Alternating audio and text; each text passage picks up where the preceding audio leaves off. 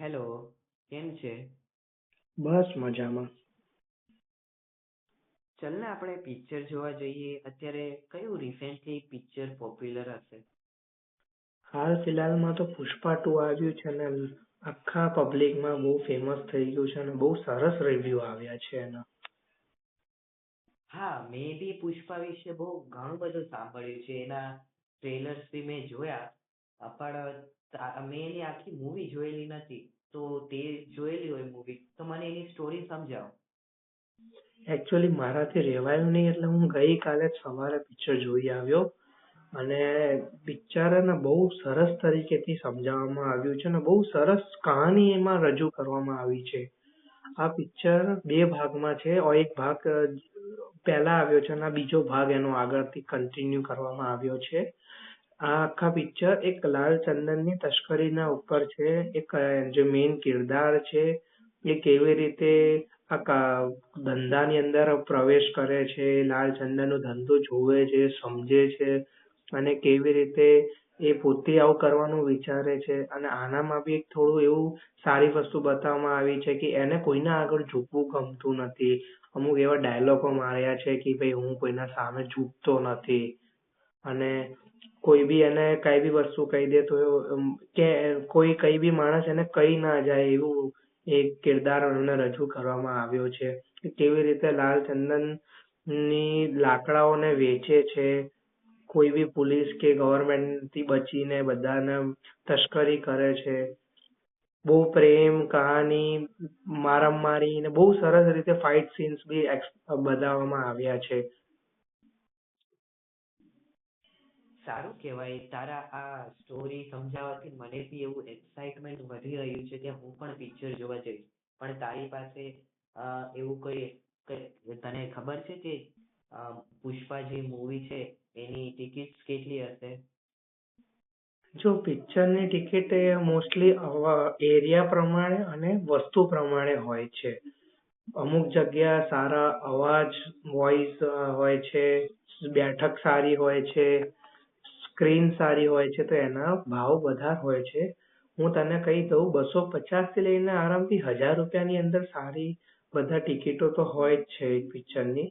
તમારા ઉપર ડિપેન્ડ કરે છે કે તમે કઈ જગ્યા જોવો છો. મેં તો મારા નજીક પડતી ટોકીઝમાં પિક્ચર જોયું એનું કારણ એ હતું કે મને થોડો સમય નહીં મળતો એટલે મેં સવારમાં વહેલી પિક્ચર જોયું. તમને જેમ સમય મળે એમ જો. હું આખા બધાનું એ જ કહેવા માંગુ છું કે આ પિક્ચર તો જોવું જ જોઈએ. એટલું સરસ તરીકેથી પિક્ચર બનાવ્યું છે. આ પિક્ચર બનાવવામાં બી બહુ સમય લીધો આ એક પિક્ચર બનાવવામાં.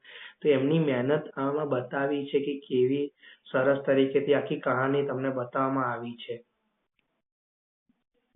હા, સારું કહેવાય. અને જો રિયલ મજા તો પિક્ચર ને તો સિનેમામાં જોવામાં જ મજા આવે. એનું કારણ છે કે ઘર બેઠા તો આ પિક્ચર જોવાની મજા ના આવે. સિનેમામાં જોવા ડોલ્બી ડિજિટલ સાઉન્ડ હોય, આટલી મોટી સ્ક્રીન હોય અને સાથે આટલી કમ્ફર્ટેબલ સીટ્સ હોય તો જેનાથી આ પિક્ચર જોવાની મજા ખરી આવે. ભલે ને ગમે તેટલી ટિકિટ્સ હોય તો બી હું તો જોવા જઈશ જ. અને ઘણી બધી સારી એવી સ્ટોરી મને લાગે અને આ જે મૂવી છે એની અંદર હીરો છે અને હિરોઈન ને સાઇડ એક્ટર ઘણાએ બહુ સારી એવી મહેનત કરી છે અને હું તો જોવા જઈશ જ. તમને ખબર છે આ પિક્ચરના એક્ટરો તો ચલો વાત બરોબર આનો જે મેઇન હીરો છે એમને કેટલું ચાર્જ લીધું આ પિક્ચરમાં એક્ટિંગ કરવા માટે? ના, મને તે આના વિશે ખબર નથી પણ જો તારી પાસે આની કઈ ઇન્ફોર્મેશન હોય તો મને કે. આ પિક્ચરમાં હીરોએ 300 કરોડ ચાર્જ લીધું ઓનલી એક્ટિંગ કરવા માટે. અને હું એમ કેવું છું મેં જેમ પિક્ચર જોઈ મેં હીરોની એક્ટિંગ જોઈ તો 300 કરોડ વસૂલ છે. એને આખા એક કિરદારની અંદર એ માણસ આખો ઘરી ગયો છે. એને એવી રીતે નહીં બતાવ્યું કે હીરો છે. એને એ જ બતાવ્યું છે કે એની જ કહાની બતાવવામાં આવી છે. એટલું ખૂબ સરસ તરીકેથી એને એક્ટિંગ કરી છે. બધા એક્ટરોએ એવી રીતે એક્ટિંગ કરી છે. લોકેશન સારી બતાવી છે. કોઈ બી જગ્યા એવું તમને લાગે જ ના કે આ વસ્તુ તો ખોટી બતાવી છે કે ફેક વસ્તુ બતાવી છે. બધી રીતે સરસ તરીકેથી બધી પોસિબિલિટીને જોઈને બતાવી છે અને બધું ઓલમોસ્ટ બધું રિયલ વસ્તુ જંગલ બંગલ આ બધું ઓરિજિનલ વાપરવામાં આવ્યું છે. કોઈ બી પડદો બળદો વાપરીને બનાવવામાં આવ્યું એવું તો નથી જ પિક્ચર. સારું કહેવાય. પણ તને શું લાગે છે આ પિક્ચરે કેટલી કમાણી કરી હશે? મેં આજ સવારના પેપરમાં જોયું તો 900 કરોડ તો પાર કરી ચૂકી છે અને મારા હિસાબથી હજી મહિનો ચાલશે તો સમજી લે 1500 કરોડ તો પિક્ચર કમાવે જ છે અને કમાવી જ જોઈએ. આ પિક્ચરમાં ડાયરેક્ટરે એક્ટરોએ બહુ જ મહેનત કરી છે તો એનો ફલ આપવો જ જોઈએ અને હું તો કહું બધાને આ પિક્ચર જોવો તો એ એક્ટરને બધાને મોટિવેટ થાય તો આવી આપણને આગળ આગળ નવી નવી પિક્ચરો જોવા મળે. તમે એને મહેનત કરી તો આપણે બી એને થોડું સપોર્ટ કરીએ. આપણે પિક્ચર જોઈને એને બી બતાવીએ કે ના તમે બહુ સરસ પિક્ચર બનાવી છે. આવી પિક્ચર અમને આગળ ઓર જોઈએ. તમે આવી ઓર પિક્ચર બનાવો. હા, સારું કહેવાય. પણ તે આ પિક્ચર જોયું ને હું પણ આ પિક્ચર જોવા જઈશ. પણ પબ્લિકના કેવા રિવ્યુ છે આ પિક્ચર ઉપર? સત્ય વસ્તુ કહું તો જો મારી પોતાની ઈચ્છા છે કે હું હજી એક વાર જોવા જઉં પિક્ચર અને ઘણી એવી પબ્લિક છે જે ઓલરેડી 3 વાર પિક્ચર જોઈ આવી છે. મારો ભાઈબંધ મને એમ કે છે કે હું 3 વાર પિક્ચર જોઈ આવ્યો તોય બી મારું હૃદય નહીં ભરાવતું.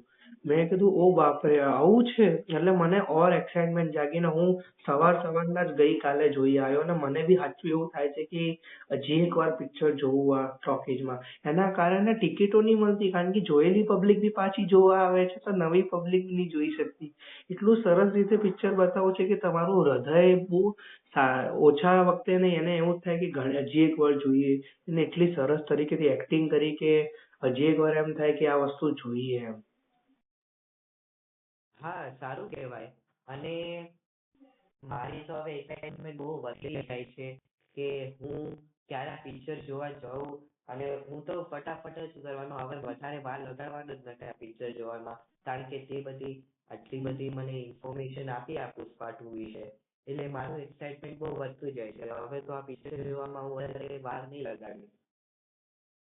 હું તો આખા બધા જેટલા મારા મિત્ર જેટલા મારા આજુબાજુના રહેવા વાળા હું બધાને મેં કીધું મેં કહું આ પિક્ચર તમે જુઓ. બરોબર આ કહાનીને તમે સમજો. જો આનો હજી ત્રીજો ભાગ બી આવવાનો છે તો આપણે અત્યારે એને સપોર્ટ કરશું તો ત્રીજો ભાગમાં બી ઓર મહેનત કરશે. આ પિક્ચર બહુ મોંઘી બનાવી છે અને એનો પરિણામ બી એને બહુ સરસ મળશે. એનો ફલ એનો બહુ સરસ મળશે. 900 કરોડ તો ઓલરેડી પાર કરી ચૂકી છે અને હજી કેટલું આગળ જશે. બીજી વસ્તુ આ એક્ટર છે એ બહુ મસ્ત રીતે એને એક્ટિંગ કરી છે. એ એક્ટિંગ તમે જોવા જાઓ તમને હું બધાને એમ જ કહીશ કે જોવો. અને બીજી વસ્તુ આમાં જે ચંદનનું બતાવ્યું છે તો અમુક લોકોને તો લાલ ચંદનનું ખબર બી નથી કે લાલ ચંદન શું કહેવાય. તો લાલ ચંદનના બારામાં બી બતાવ્યું છે કે લાલ ચંદન કેવું હોય છે. અંદરથી બી લાલ હોય છે બહારથી બી હોય છે. અમુક ખોટા લાકડાઓને બી વેચે છે જે બહારથી લાલ હોય છે પણ અંદરથી નહીં હોતા. તો તમને એક લાલ ચંદનને પરખવાની ટેકનિક બી એમાં બતાવી છે. હા, સારું કહેવાય. અને મને બી લાલ ચંદન વિશે કઈ ખબર નથી પણ જ્યારની આ પુષ્પા ચર્ચામાં વધી ગઈ છે ત્યારની મને આ લાલ ચંદન વિશે બહુ વધુ ખબર પડવા માંડી.